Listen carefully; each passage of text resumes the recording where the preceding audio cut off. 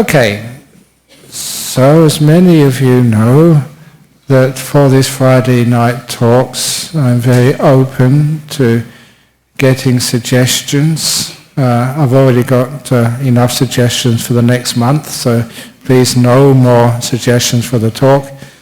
But one of the people who've looked after our Buddhist Society for a long time, she used to be the editor of our newsletter, she said that her children especially were so afraid of climate change.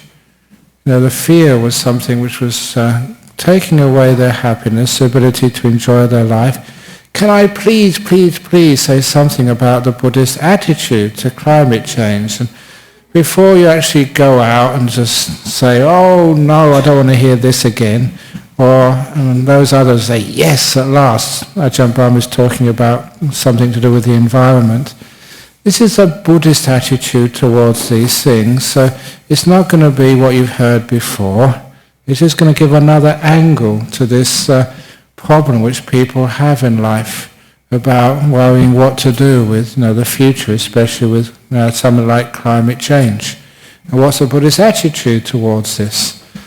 And one thing which, I'm not an environmentalist, I haven't read up on this, I'm not an expert by any means, but one of the things which a Buddhist monk can add to this is just a different perspective. And so in this talk I'm just going to throw out a few more things which you may not have heard before, a few other little attitudes which could bring solutions, and also just to deal with the underlying fear which people have.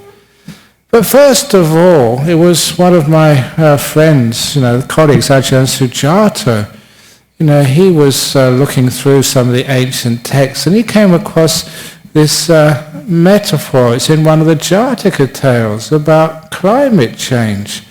And it's amazing to see that something which is applicable to our modern world was almost foreseen by someone like the Buddha 2,500 years ago. And also the metaphor is very apt for today's world. And take your mind back 2,500 years ago, and the metaphor was of a group of sailors, and they were actually carpenters. They were running away because they hadn't paid their bills, and just like today. And sometimes, that sometimes people think that we live in a modern age, but it's great that when you study sort of some of the texts of Buddhism 2,500 years ago, in India, it's amazing, it's quite surprising how similar cultures are in a different part of the world and such 25 centuries ago. And for example, one of the anecdotes which I tell people was that there was one monk who was wandering for alms round, which is what monks do, with their bowl, just for food, not for money. If any of you see some of those scallywag monks or scam monks in the city, they are not monks, nothing to do with Buddhism at all. Don't give them any money. Just take photographs of them and tell them that they're going to be in big trouble. Sometimes they say, oh, we can't speak English. They can't speak enough English to ask you for money. So be careful. They're nothing to do with Buddhism. But anyway, this guy was doing the proper thing just for some food, and he walked behind the law courts, where he saw the judges and other people exchanging big wads of money. And that was 2,500 years ago. Don't think that corruption is something new. It's part of our life wherever we go, in whatever country, whatever time. It's somehow or other. But this particular story was of some sailors who were running away because they'd done some bad karma, and they'd got shipwrecked, and they managed to find their way to this island where there was this one hermit on the island who'd been shipwrecked a long time ago. And he welcomed all these new guys onto his island. You're not like some other politicians who don't welcome anyone onto this island called Australia. Welcome this, but he said, look, this island, I've been living here for a long time. I'm very healthy, very happy here. And they used a metaphor of like spirits who were looking after this island. He said, when I first landed here, the spirits welcomed me, and they said, there's enough here for everybody, but you have to have these rules. And the rules were, you don't eat what you needed, and anything which is left over, including your own urine and excrement, please just bury it in a hole so it's not healthy.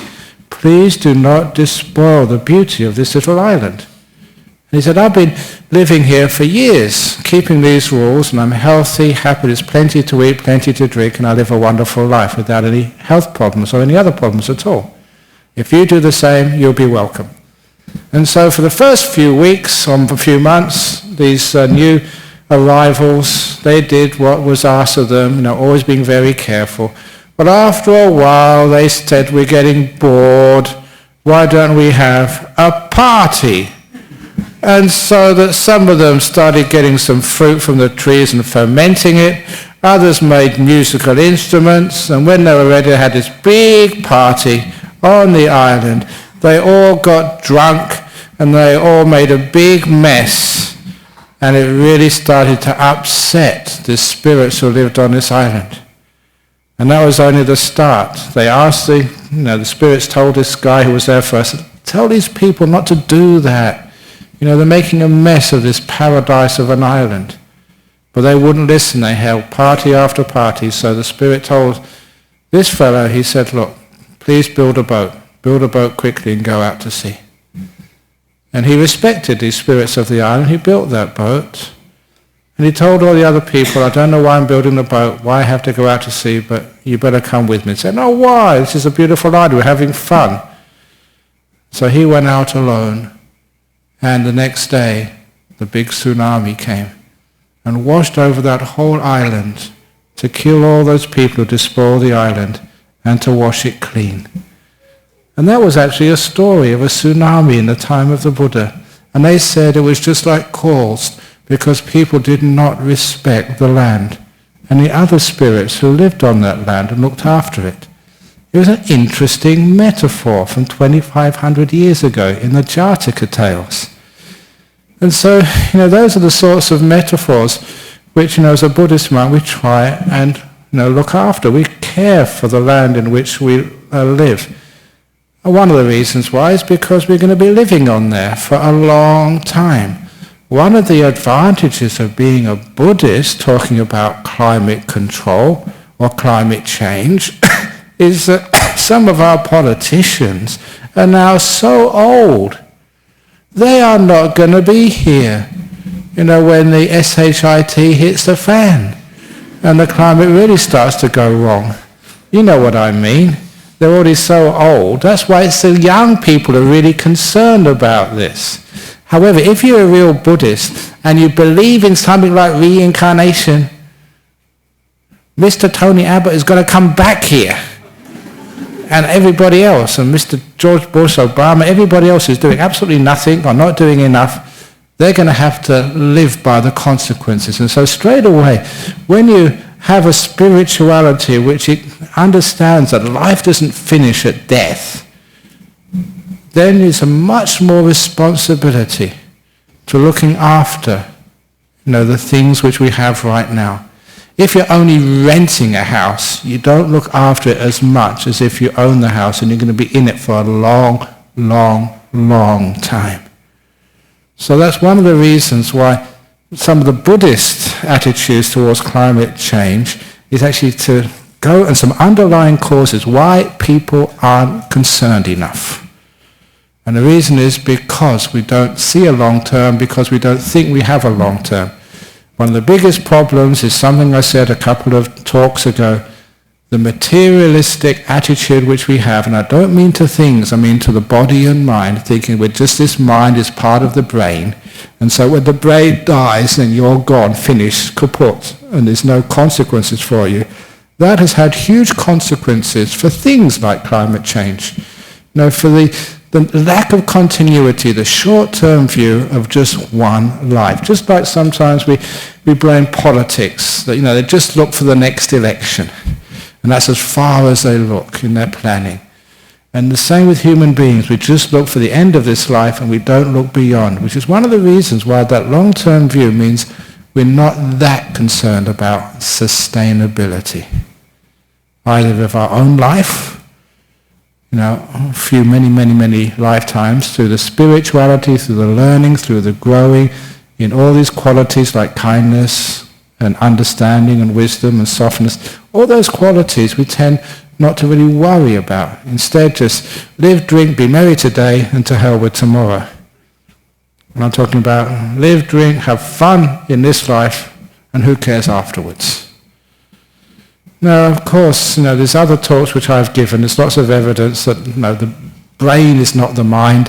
When the brain dies, the mind carries on. You should know that by now, but that's another talk. I love talking about that, but maybe not this evening. But that is one of the reasons I say why there is not enough concern. And we all know that if there was concern, about things like climate change, if there was concern about like violence in Northbridge, that's our entertainment district, if we were concerned about corruption, we can do it. As long as we admit there's a problem, we accept there's a problem which needs fixing, we will be able to do it. Some years ago, I was privileged to go to this high-profile conference on the Gold Coast. Not the Gold Coast, it was on the Great Barrier Reef, Hayman Island, which was like a resort. So when I got the invitations, I'd never been there before, I asked people, what is this place? And some of the very wealthy people who come here says, even I have not been able to go there. That's really exclusive. So, as a Buddhist monk who lives very simply, I only go to exclusive places. So I went there, and it was a leadership conference with Kevin Rudd, Wayne Swan, Julia Gillard, Mrs. Bligh from Queensland, Brumby from Victoria, all these high-profile people there. And it was a really amazing conference because with those sorts of people there, you don't have JoJo's giving talks. These are the best in their field. I remember one of the panels which I was, not presenting but listening to, was a panel on climate change. They had some really high-profile experts. But instead of having this normal panel discussion, they set the parameters. They said, this is a scenario I want you all to sort of take on board. They said, an iceberg or a big part of the ice shelf in Greenland has just fallen off, has created a tsunami which has devastated the port of New York City. And that is actually quite a reasonable scenario. That can happen. Unlikely, but it's possible. And they said there was so much destruction that the world governments have decided they have to do something. And in 1 year, they managed to take the carbon dioxide emissions down to zero.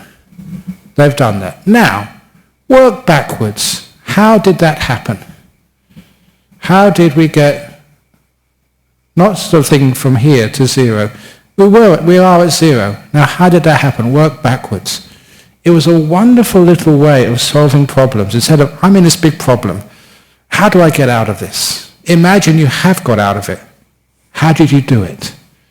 It actually works backwards rather than working forward. And it's a very good way of finding solutions. And all these incredibly wise and informed scientists were saying, yeah, this is how it happened. What they were saying, it is possible. It always will be possible. At any time. It's just the political will to do that. The wanting to do it. As I remember, Ajahn, years and years ago, I'm quoting Ajahn Sujato, who's be back in a couple of weeks giving the talk here on a Friday night. He was in a conference with me and he said the main problem of climate control and many other problems in our life is desire. And that's also the solution, the desire. The desire to have, to possess, to control, that's caused a problem in the first place. But the desire to fix it can solve it. So we just have to put our desire in a more positive way, to use our aspirations, our energies and efforts. And of course, it can be done. So the solutions are there. And this was a very high-profile conference. But why, the main thing is, why aren't those solutions being implemented? And again, one of the reasons, obviously, is we don't see the danger. One of the reasons we don't see the danger is because we are a very materialistic world rather than a spiritual world. Some weeks ago, some weeks ago, just I think in December last year, somebody asked me a question which was totally out of left field, and I gave a wrong answer. And I apologized for that, because they said, and I was thinking as a scientist, they say, has the sun got consciousness? I said, of course not, it hasn't got consciousness. A sun, it's just this big nuclear reactor, fusion reactor of, hydrogen going to helium. Of course, it's just a big chemical nuclear reaction, that's all it is. But then I thought again, that the whole idea of the nature of consciousness needs to be changed. Is the sun conscious? Is the earth conscious? And sometimes I apologize, whoever asked that question, you were smarter than me, and now I say, in one sense, you can say these things have a consciousness, have a life, have a spirit, if you like, just like many ancient cultures had. And certainly in some Buddhist texts, you even see that there. I just rejected that, thinking that's just something which was way past its use-by date. We're modern people now. I was trained in theoretical physics. How can you say these things just have a consciousness, have a spirit, have a meaning? Maybe they do. I was just mentioning, I don't know when I said this, or my talk on loving kindness I gave somewhere or other, seeing the effect of loving kindness on machines. There's that funny story, which is absolutely true. I mentioned it in my latest book, The Good, Bad, Who Knows. One of the Anagarikas who spent a year with me at Bodhinyana Monastery, after that he went to Germany to carry on with his education. He was a young man. The first time he was at this university in, I think, Hamburg somewhere, he passed the ATM machine. It's the ATM story. It's a brilliant story. He passed an ATM machine the first day on campus, and the ATM machine gurgled at him. It made a sound. He called it a gurgle. And he took that to mean the ATM had a consciousness and was welcoming him onto campus. And that's how he believed, okay? You may think that's a crazy guy. But that meant every time he passed his ATM, he said good day to it, guten Morgen, hope you have a wonderful day, whatever it was. He gave that ATM respect and loving kindness. And I checked the story with him. I think I went to Frankfurt a couple of years ago. He came to my talk. I said, look, I want to write this in the book. Please be honest with me. Did this happen? And he said, absolutely, Ajahn Brahm. I respect you. I'm a Buddhist. I'm not going to lie to you. I don't lie to anybody, but especially not to you. Because he said, you know what people are like. And he said he was having lunch, next, maybe a few feet from the ATM on a bench on the campus. No one was around. And he heard the gurgle again. And he turned around, and a 20-euro note came out of the ATM machine. It just came out. And he could not believe it. No one had been around for 10 or 15 minutes. No one had pressed any buttons. And he just couldn't believe it. He went up there, took it out, and he waved it up. Does this belong to anybody? Of course, no one claimed it because it wasn't theirs. It was his. The ATM machine was repaying his kindness.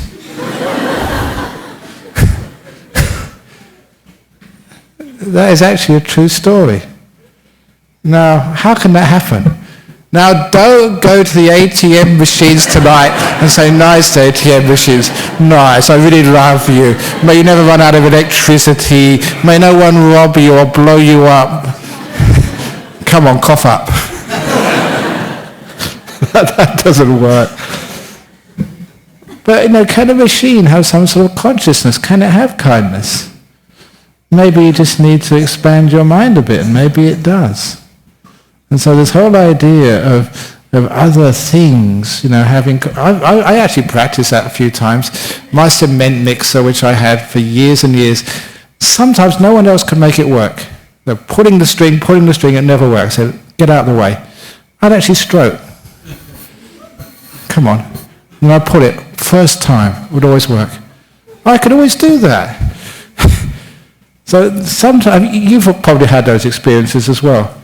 And if, like a machine, like a cement mixer, can respond to your kindness, planet Earth, that whole idea of that Gaia hypothesis, which I admit I poo-pooed for many years, maybe there is something to it. Maybe if we do consider, this land in which we live, we're not as an inanimate thing, but something which is got some sort of consciousness. Maybe we take better care of it. In the same way we look at ourselves. There's not just a brain, not just some mechanism which is totally controlled by genes and other biochemistry, which I really reject these days as a scientist. That is just so much rubbish. There's more to it than that. The human body responds. That's why I've been there, miracle cures, cancers just disappearing amazingly. Why? No one can explain that. They call it anomalies in science, but it happens. Sometimes there's more to it than just the science, which people can actually see in petri dishes, in the laboratories. Sometimes it's much more than that. So look at, when we change the attitude, from just a materialistic, just what you can learn in science, which is very reductionist. Reductionist means you just take a few principles and you think if you know the core principles, you can expand that to so much different levels of degree that those same rules will always apply. And they don't apply. Some of the laws of science, they only apply at certain levels. They're very microscopic. They don't apply at macroscopic levels. And even for those of you who are hard scientists, one of those is quantum physics does not apply in the big levels of universes. That's where the general theory of relativity applies. And scientists for years are trying to be able to find why at one level this particular famous law of physics applies and other levels it doesn't. Maybe there's something fundamental there. Laws of scale. So maybe there may be something to do with, this universe even being a conscious being.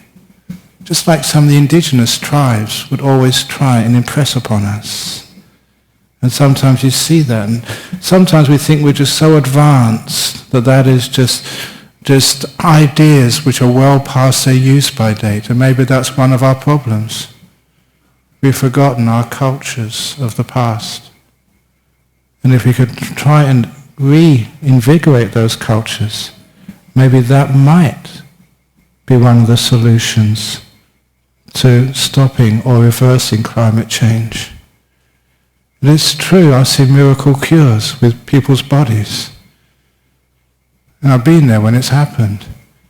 Miracle cures for planet Earth. Nothing is ever lost with the right attitude. So, my job is to take away this hard materialistic view about life, about your own body and mind, about just our universe, and especially this earth, to get some more sensitivity there. And what that really means, that will actually change one's attitudes, and it won't change one's lifestyle, just change the way you look at things. And when you change perceptions, that is when actions start to change. Our job is just to change those perceptions. The perception you have to yourself, as I often say, to forgive yourself and don't be so fault-finding to yourself. Your perception to your partner or to being single, what I talked about last week. It's not about being single or having a partner, being old, being young. It's your perception, to that state of affairs. That is so much important, changing perceptions. And that's my job here. So we change perceptions because you can blame the politicians, but we elect the politicians. And it's because the majority of people elect politicians who don't care about climate change, don't care about just basic sort of health, spirituality, looking after one another. Those come about because we don't care about such things. So we're trying to get that back again. One solution which is radical. But why not? That's my job, to put out these radical solutions. I put this out before here. I put this out recently in a lecture on human rights at Curtin University. On let's make democracy more democratic. We think we have a democracy here in Australia and many other countries as well. I don't think it's fair. Why is it that someone who is, say, 80 years of age has the same vote as someone who's 20 years of age? My solution will be people from 18 to 30 years of age, they have a full vote. From 30 to 40, you have 80% vote. 40 to 50, 60%. 60 to 70, 40%. 70 to 80, 20%. When you're over 80, you don't have a vote. You know why? Because when you're 80, you're at the end of your life. You have got no stake in the decisions being made. In the same way, if those of you who know about companies and stocks and shares, the more shares you have, the more votes you have. And that's logical, that makes sense. The more you have to lose or gain, the more votes you should have. Someone who's 18 have got their whole life in front of them. And the decisions made are going to affect them much more than they're going to affect an 80-year-old. So my solution to change democracy is giving more votes to the young who've got more shares in this life than people like me, who's getting old. Especially those getting 80 years of age. You're leaving here. You've got no real investment in this life anymore. It's out of here, bye, I'm leaving. Now that would change a lot. It's radical, but why not? Try something radical. Number one, we'd have many amazing sort of politicians elected.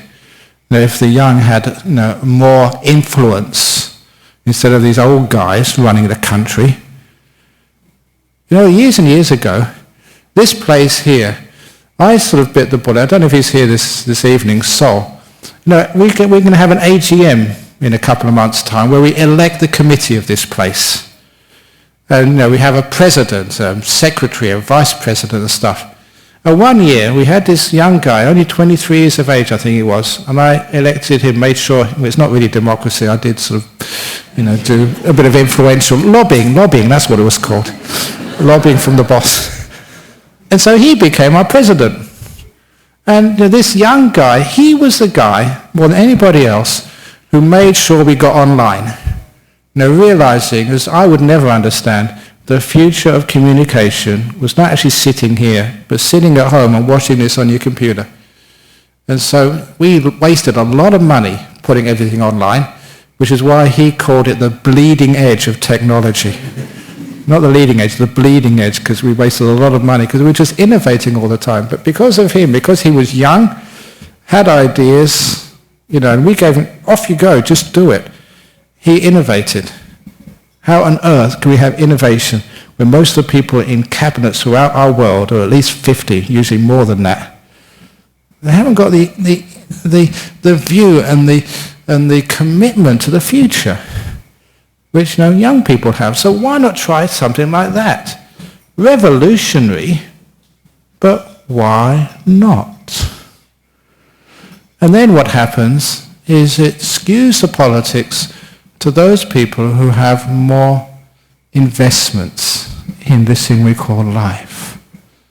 And so they'll look at things in a different way. And sometimes that might affect even things like climate change. And how does it affect the climate change? Look, quite frankly, we have too many kids.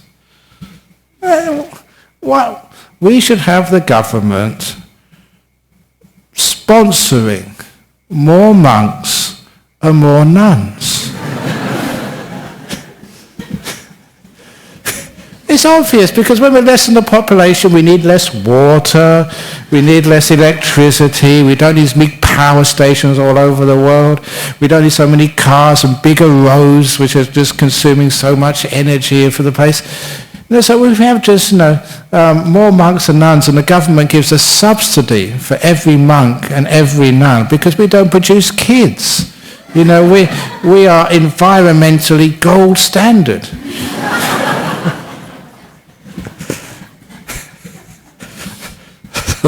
That's what I like to do.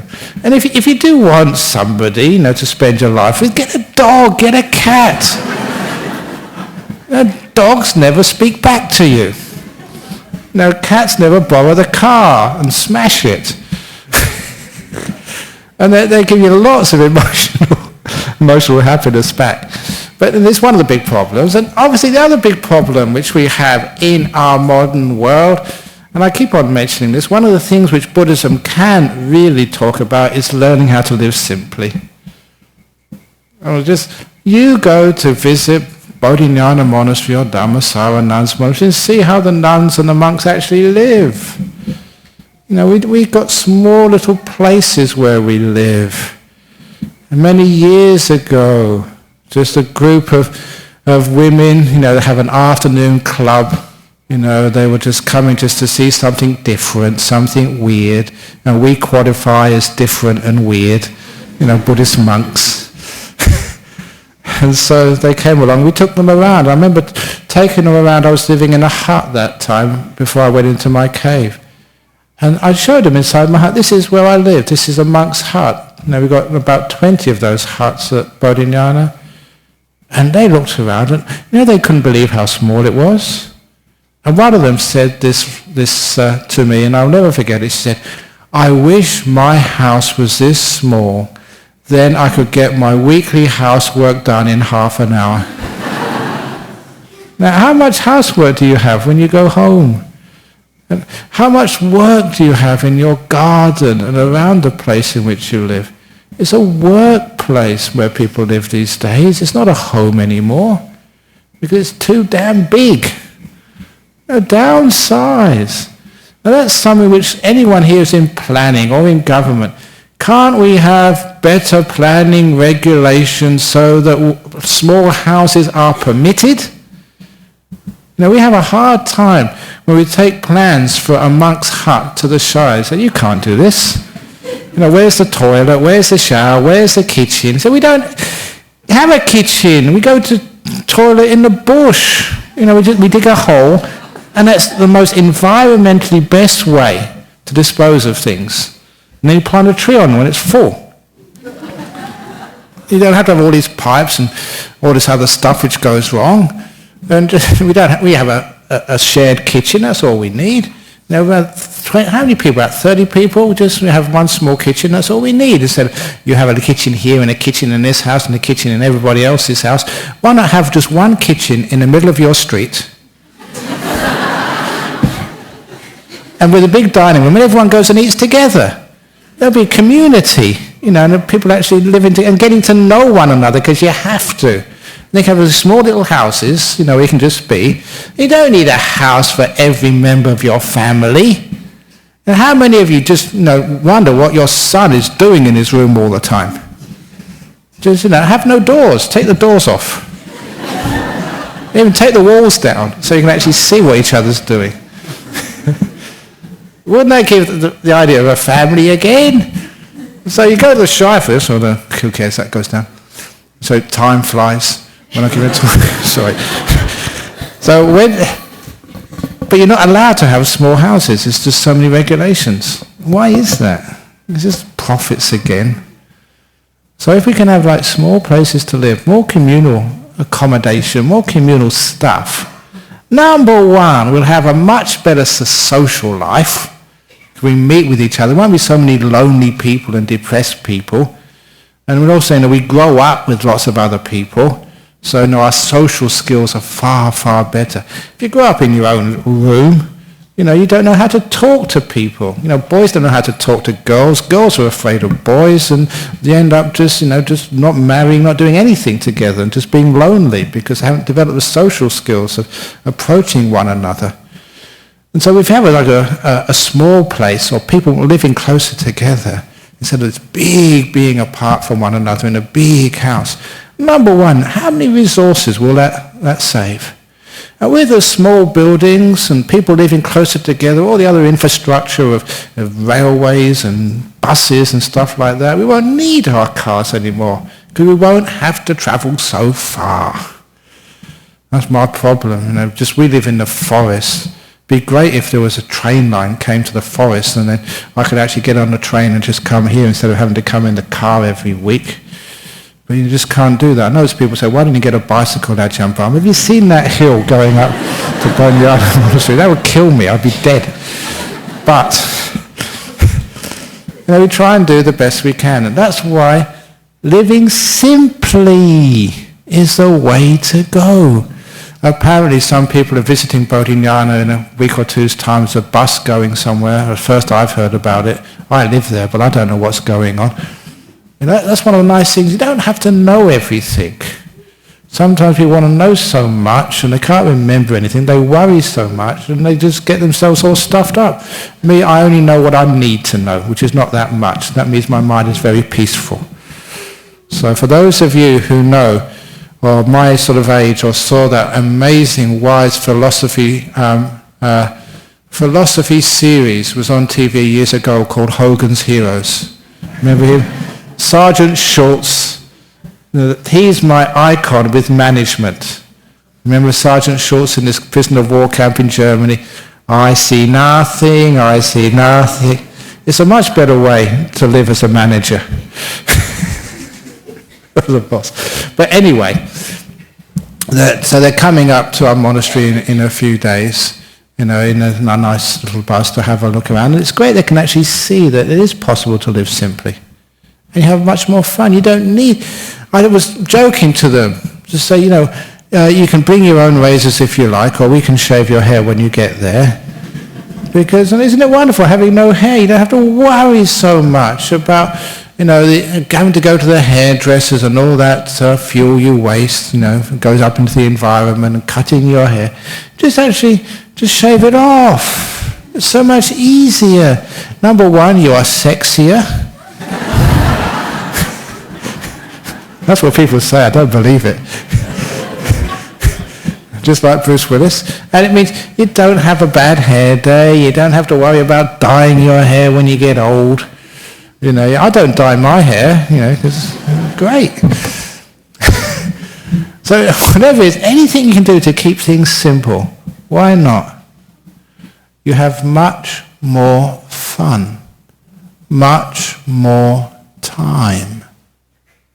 Which is the most important thing with our modern world. We just hardly got any time left at all for each other. The reason is, of course, we're doing too much. We've got too much to do. So keep things simple and you can retire early. I retired at 23. Now that's an important part of actually looking after our planet. Learning how to live simply. And learning actually to care so we don't leave such a footprint on whatever we do. So those are some of the things about climate change, but one of the biggest things which this lady was saying, her kids are so afraid of what might happen. That's why as a mother, she wants to make sure that her kids can live a beautiful life, to enjoy what she enjoyed. And maybe just enjoy more than she enjoyed without any problems. But one of the biggest problems is fear itself. Because, as I said to a person earlier, it's such a common problem for our modern world. We look into the future always with a negative mind. Always thinking of what might go wrong, rather than changing the attitude around and looking into the future and thinking, what might go right? And it's amazing when you start to think of what might go right, you have much better solutions. Ideas come up. When you have negativity, the mind is not creative at all. It gets depressed, it loses energy, motivation, it loses its spark. It's one of the reasons why that particular method of solving solutions, which I learnt in Hayman Island, you've got the solution. How did you get it? Not here I am with the problem, how am I going to solve the problem? You don't think, how am I going to solve the problem? you think, how did I arrive at the solution? It's a totally different ball game. And it's amazing what happens. That's a positive mind. Fear is, I've got a problem. How am I going to solve this? Positive mind is, there's a solution. Where did it come from? You can see it's a totally different way of looking at life. And you can apply that to so many other parts of your life. You've got cancer, you just got divorced, you've lost your job or whatever. Don't get depressed. I've lost my job. How am I going to find another one? Imagine you've got a job. How did I get that? Then you find other solutions in life. And that's a great way of trying to have this positive mind so we don't get lost in fear. Fear is what cripples us. Just like some polio used to cripple children in the old days. It cripples our mind. It cripples our creativity. It cripples our ability just to tell stupid jokes like I told last week. Most people say, how can you tell naughty jokes like that? Aren't you afraid? I say, no, I'm not afraid of anything. I always have such a positive mind. No matter what happens, it's always good. That's why climate change. If the sea level rises, then Bodhinyana Monastery will be by the beach.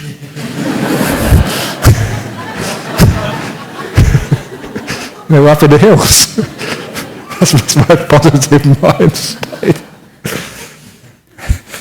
Now, if you have that positive mind, you've got energy, creativity, whatever. Okay, it's a bit of a joke. Don't get negative. Say, what about all the people down below who get flooded, got no place to stay and stuff like that? That's negativity sometimes. Okay, fair enough. It's a problem, but you can always start finding solutions when you have this just positive, playful mind. Fear stops you being playful. Fear just keeps you trapped, in anxiety, which is one of the reasons why, to have creativity, to have ideas, to have solutions come up, you have to put aside all your fear. And that is what's stopping you finding solutions. It's what's making the problem's worse. So playfulness is one of the antidotes to fear. That's why that people keep on saying that they keep on saying that just giving public talks is the most frightening thing in the world. I give so many public talks, you wouldn't believe how many public talks I give every year. Some are on TV, some are live. And do you think I'm afraid when I give public talks? Do I look like I'm nervous when I give? I'm not nervous because I'm playful. If you're playful, that's the antidote to fear. And being playful means you get new ideas. You can create things. You can be inspired by playfulness. That's why some of the things I say here, just where did that one come from? I never thought that out. So being playful with the environmental problems. Don't be so damn serious. But I've got to be serious. The world's going to end. Yes, I know, but be playful. And then it's likely to last much longer. I think I may have told this last week. I keep forgetting all these stories, but I keep telling so many people. One of these guys, really ill, with cancer and doesn't know what else, really old, he was in the hospice at Murdoch. And I went to see him, and he said, it's amazing, being terminally ill. Because now I can eat whatever I like. I can have the greasiest foods, as much sugar as I want in my tea. I'm going to die anyway, so what the hell? So he's having all this greasy food, all this really unhealthy stuff, because he was terminal. And he had such a good time, he got better. And he walked out of that hospice. He went back there later on to die, of course, but just being able to eat what he wanted, not sugar, salt, whatever, he started to get better. You all know why, don't you? Because he was enjoying himself, he was having fun. And that was actually giving him this mental energy, which was, stopping the cancer, whatever else was going on inside his body. Can you see just how when we get really afraid, that kills us? When we have playfulness, a bit of joy, a bit of fun, even with the environment, then we might find amazing solutions. And that is actually very important. Somebody was telling me, I remember I told this story over in Penang. I read in the newspapers, I like to read quirky stuff in the newspapers, not the sort of the ordinary stuff. For those of you who travel, and I travel a lot on aircraft, there is the safety demonstration. Please put your seatbelt on, the life jackets are under the seat, if cabin pressure drops, these things will come on, help yourself first before the children. I've seen that so many times. And so this one airline, I can't say who it was, they decided that no one was ever listening to this. They just, come on, let's get this over with so we can get the food trays out. They decided to dance it. So all these flight attendants were dancing around. The life jacket is under the seat. Da, da, da, da, da. Now, I can't dance, I can't sing, so I do apologize for even trying. And because they were playing around and making it fun, everybody was paying attention. And they actually learned where the life jackets were for the first time. And they all clapped afterwards. And I thought, yes, that is how you should make announcements. Hugh.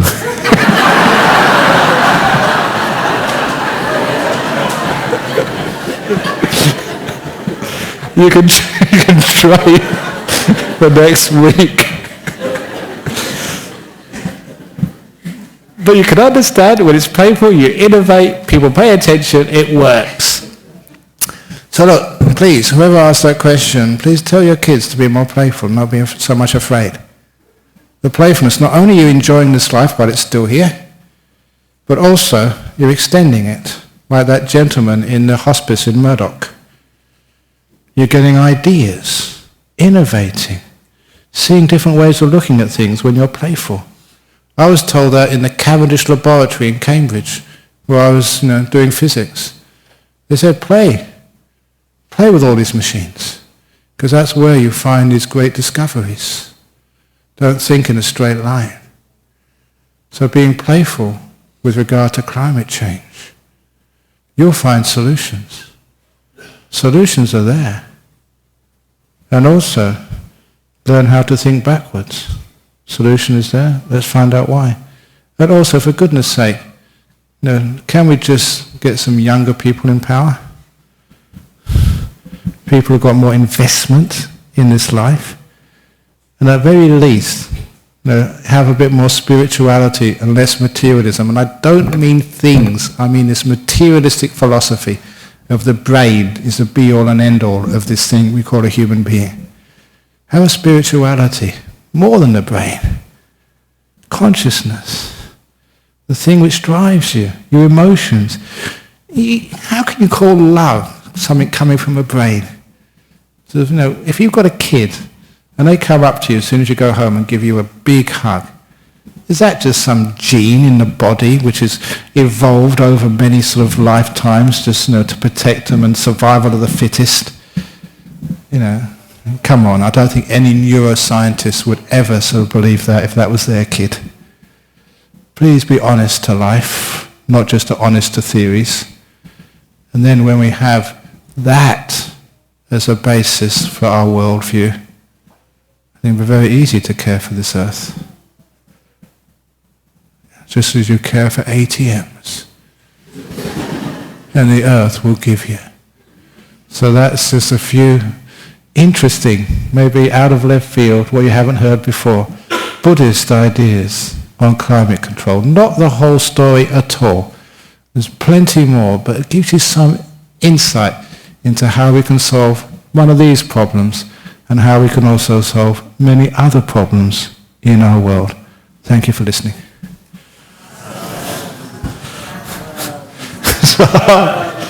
Very good. Okay, he knows. When you do 3 sadhus, many of you, I've taught you how to do this before, whatever you do in life, just give it some energy. Don't just sadhu, sadhu, sadhu. Sadhu means it's good. It's like clapping. It's a Buddhist way of saying, yes, well done. So all together now. Follow me. Sadhu, sadhu, Sadhu!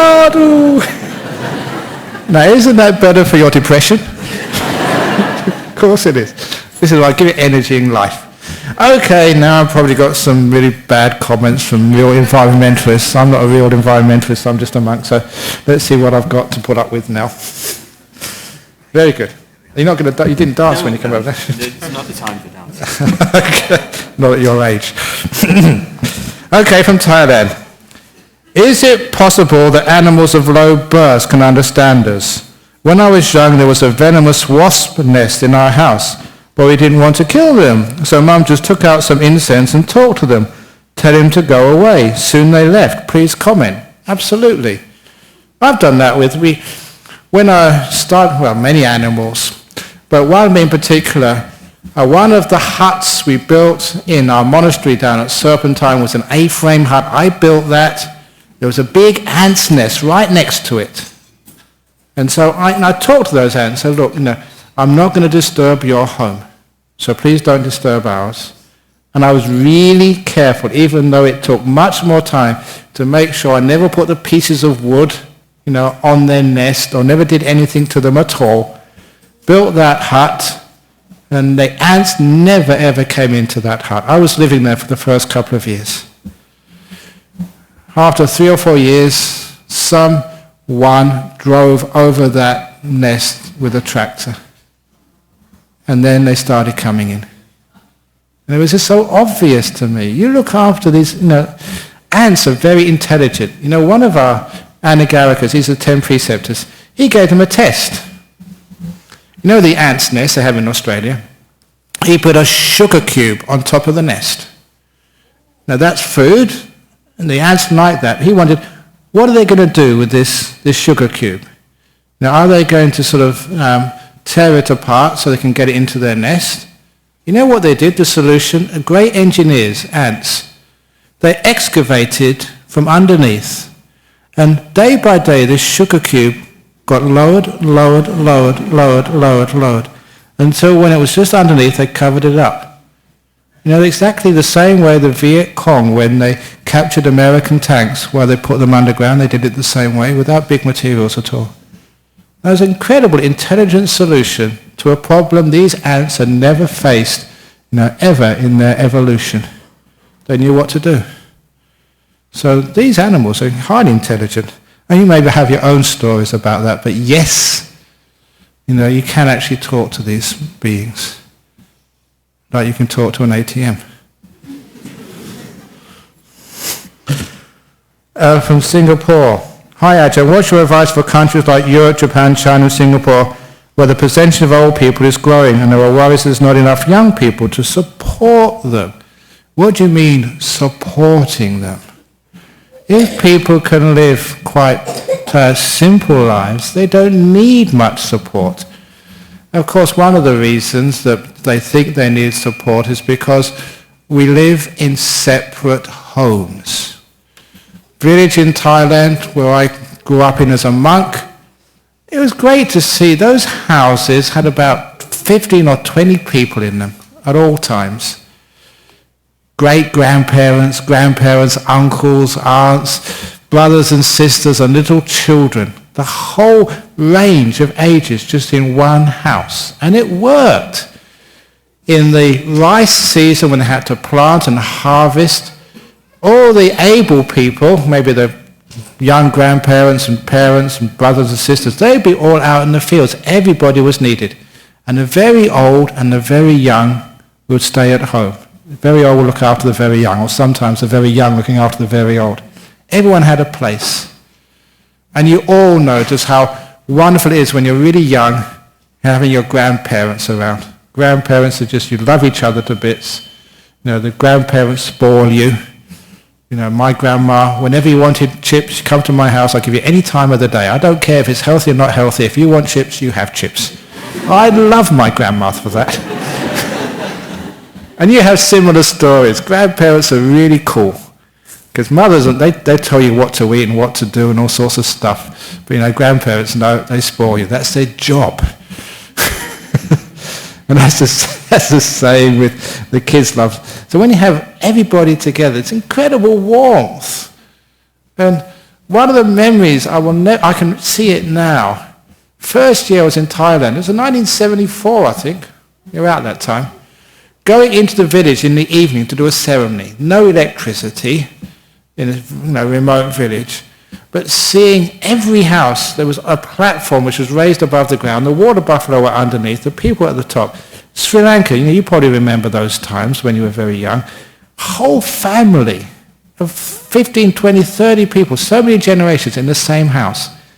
No TV, no radio, no sort of iPods. They were actually in a semicircle, and there was just one small oil lamp. They would use the top of a toothpaste tube, and they'd put some rag through that. That was a wick. Incredible recycling. And they'd be telling stories to each other. Every evening, grandparents, uncles, kids, they must have heard those stories so many times. They always laughed at them. They knew the punchline, they knew it was coming, and they couldn't hold themselves. But they were together every evening of every day of the year of their lives. And when I saw that, I realized what I'd missed growing up. They had really, really strong family ties in those days. And that was just so beautiful to see. So, not enough young people to look after the old, not enough old people to look after the young. What are you talking about? It's only because we live in separate houses. It's because we separate, we don't have time. That's the problem. Why don't we have time? Because we need the money to buy the separate houses. My friend have a motto, you only live once, ha ha. You don't only live once, that's absolutely stupid. One person said, to live once would be such a miracle. If you can live once, why not live twice, 3 times? Things don't just happen by themselves, not just once. It always keeps on coming back again. You don't have one day. The sun's going to rise tomorrow. You're not going to have just one hot day this summer. Tomorrow you're going to have another hot day, or a hot day next year. The whole of life goes around in cycles. The spheres revolve. Moons going around Earth. Earths go around solar systems. Solar systems go around the Milky Way. And the Milky Ways go around their local group of galaxies. It's always going round and round this. And even universes get reincarnated. That's modern science. This is not the first Big Bang. There have been universes before, there have been universes afterwards. To think that somehow we're special, we only live once and that's all, that's the most crazy idea I've ever heard of. Old days we never had that. The Greeks all believed in reincarnation. Pythagoras, Socrates, they were all into it. Read Plato's Republic, the last chapter all about reincarnation. And that was just Western culture, have reincarnation. The trouble is, when you have reincarnation, you lose a lot of power over people. In one life, you have much more power over them. Controlling governments would hate it if you're going to live again. It's a power trip. That's my theory anyway. So you don't only live once. There's so many people. He's not here today, but I keep on saying about him, he was regressed by one of our members here. The hypnotic regression. He remembered his past life 150 years ago. He came to Perth as a person in the British Navy. And he stayed here. He worked in the old Fremantle jail for 1 year. And then he got an agricultural grant in Plantagenet region, around Mount Barker somewhere. He built his own stone house. He lived to 78 years of age. He married, had kids. He even knows where his gravestone was. And he comes most Fridays to Dhammaloka Centre. You remember, and it all matches. It's there, it's true. And it's amazing. There's so many cases like that. And if one person gets reborn, that'd be very weird if one does and no one else does. There's so much evidence around it. People must be just so blinded by their views and unable to face the facts to think there's only one life. So if your friends have a motto, you only live once, you say, when you come back again, I'm going to tell you, I told you so. They should just enjoy life. If it's only one, this is a problem here. If you say enjoy life because it's only live once, it means you take no responsibility. You just squeeze as much as you can out of this body, out of this planet Earth. You leave nothing for anybody else. That's really selfish. That's why this is one of the reasons why we have problems with climate change, why we have problems with just looking after the economy rather than looking after people. Just why things matter more than just qualities like love and kindness and family and stuff. It's because we become far too materialistic, because we think this is our one and only life. Squeeze as much out of it as possibly can. If I don't get caught, great. That's one of the big problems in our modern world.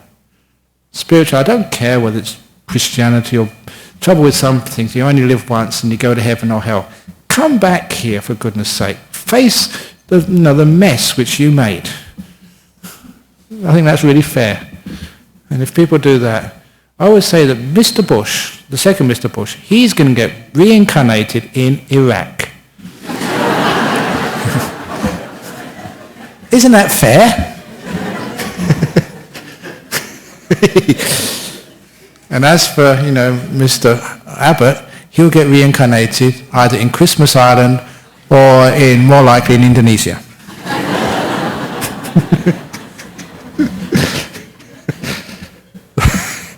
Anyway, I should go further with that, otherwise I get into big trouble. Okay, so any questions from the floor here? Okay, great. So let's finish off now. It's 9 o'clock, and have a great evening. And maybe I'll be over teaching a retreat next weekend in Jhana Grove. So there'll be Ajahn Brahm here next week. He's really good.